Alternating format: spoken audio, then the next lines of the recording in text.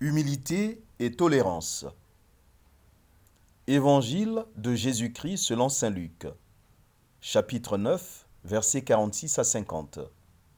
Frères et sœurs, le chapitre 9 de Luc, au verset 46 à 50, nous enseigne que certaines comparaisons sont malsaines à la racine, puisqu'elles ouvrent la porte à la jalousie et à la convoitise. Elles précipitent celui qui n'y prend pas garde dans une servitude nuisible. C'est le piège qui guette les disciples de Jésus dans leur curiosité de savoir qui parmi eux est le plus grand.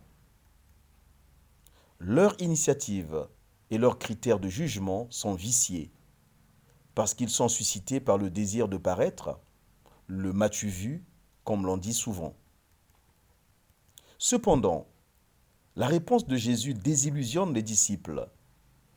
En leur donnant en exemple un enfant, il les convie au chemin contraire de leur aspiration mondaine, à savoir l'humilité. En d'autres termes, pour grandir, les disciples devront se faire petits. Matthieu 20, 27. Pour monter, il leur faudra descendre.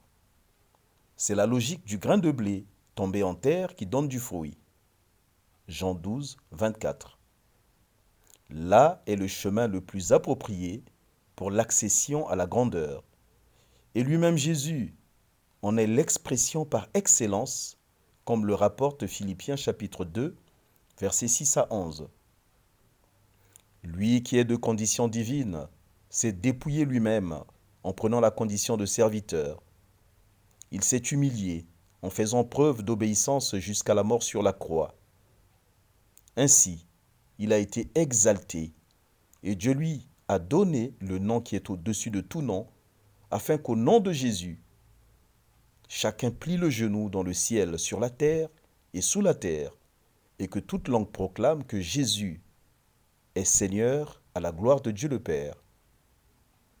Alors, le cœur humble est aussi tolérant, car il est déjà enraciné dans l'amour de Dieu. Quelle action? Éviter l'orgueil, s'éloigner de toute comparaison malsaine et se réjouir du bonheur, de la réussite des autres. Notre prière aujourd'hui. Donne-moi un cœur humble et tolérant, Seigneur. Quelles conséquences? Humilité ne cohabite pas avec vanité. Pluie de bénédiction. Tout pour la gloire de Dieu.